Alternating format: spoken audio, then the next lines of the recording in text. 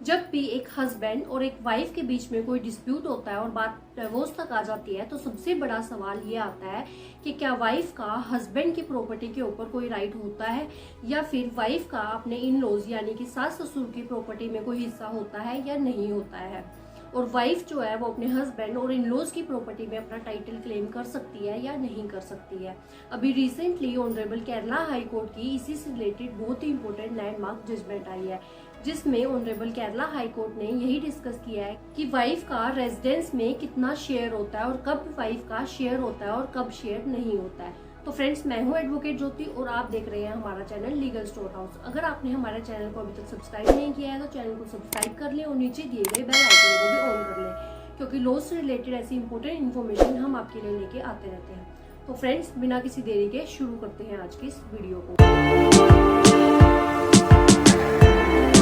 तो फ्रेंड्स, सबसे पहले तो हम डिस्कस करते हैं कि एक वाइफ का अपने हस्बैंड की प्रॉपर्टी में क्या राइट होता है। लेकिन इससे पहले हमारा ये जानना जरूरी है कि प्रॉपर्टी कितने तरीके की हो सकती है। एक तो होती है सेल्फ एक्वायर्ड प्रॉपर्टी, जो कि आपके हस्बैंड की खुद की स्वयं अर्जित प्रॉपर्टी है, जो उन्होंने अपनी इनकम से खुद बनाई है, वो उनकी सेल्फ एक्वायर्ड प्रॉपर्टी होती है। और दूसरी होती है एंसेस्ट्रल प्रॉपर्टी, जो कि एक हस्बैंड की पैतृक संपत्ति होती है, जो कि 4 जनरेशन से चलती आ रही है। तो एक हस्बैंड की जो सेल्फ एक्वायर्ड प्रॉपर्टी है, उसमें एक वाइफ का हस्बैंड के जीते जी कोई भी अधिकार नहीं होता है। और अगर हस्बैंड विल बना के चले गए हैं तो उस सिचुएशन में भी वाइफ का कोई अधिकार नहीं होगा।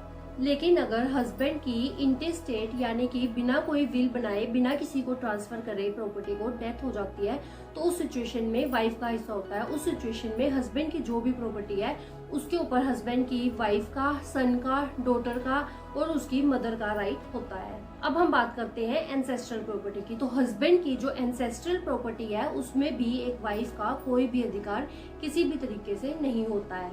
अब नेक्स्ट है जॉइंट प्रॉपर्टी, जो कि हस्बैंड एंड वाइफ दोनों के नाम पे है।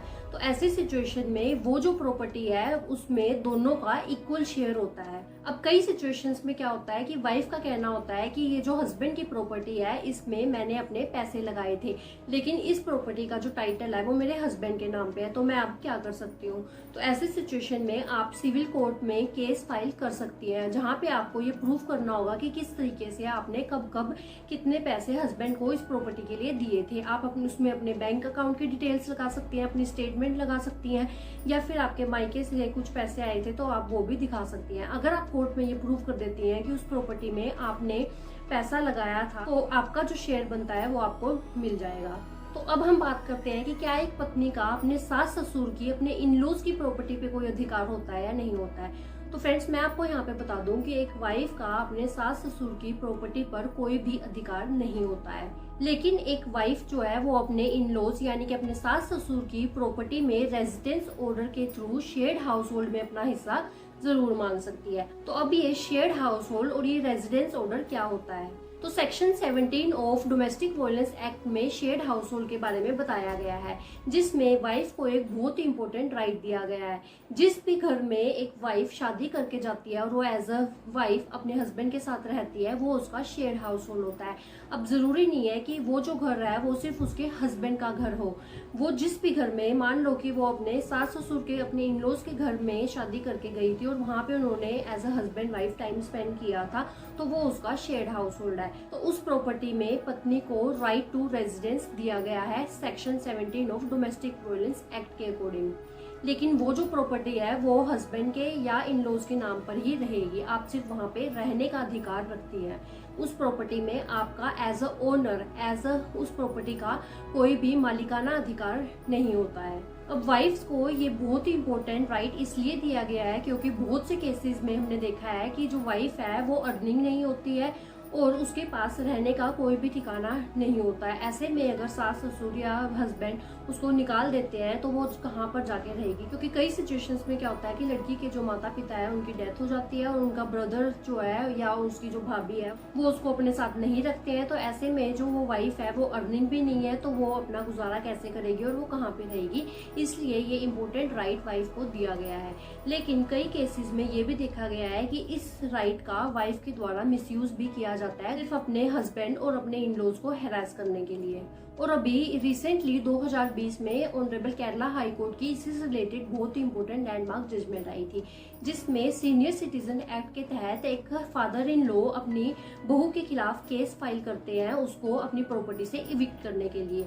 यहाँ पे फादर इन लॉ का कहना होता है कि ये जो प्रॉपर्टी है ये ना ही मेरे बेटे के नाम पे है, तो ये मेरे बहू के नाम पर कैसे हो सकती है और मेरी बहू इस घर में कैसे रह सकती है, उसको इस घर से निकाला जाए। तो यहाँ पे ऑनरेबल केरला हाई कोर्ट ने यही डिसीजन दिया कि हालांकि ये जो प्रॉपर्टी है ये उस फादर इन लॉ के बेटे के नाम पे भी नहीं है, तो भी वाइफ का उस प्रॉपर्टी में राइट टू रेजिडेंस मिलता है और उसको वहां से नहीं निकाला जा सकता, क्योंकि शादी करके जो वाइफ है वो अपने हस्बैंड के साथ अपने इन लॉज के घर पे ही रहने के लिए आई थी और वो चीज जो है वो वाइफ प्रूव कर देती है। तो चाहे वो प्रॉपर्टी का टाइटल फादर इन लॉ के नाम पे है या फिर मदर इन लॉ के नाम पे है, फिर भी जो वाइफ है उसका उस प्रॉपर्टी में रहने का अधिकार होता है और उसको वहां से कोई नहीं निकाल सकता।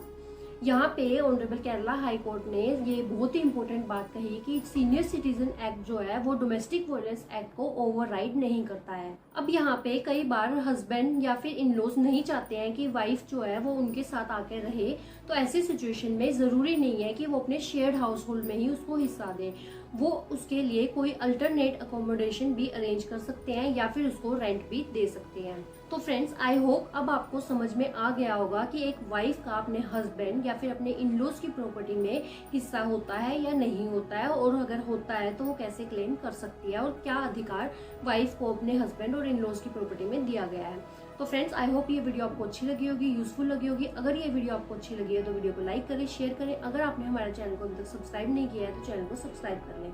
तो फ्रेंड्स, इस वीडियो में इतना ही। अपना कीमती समय मिलेंगे।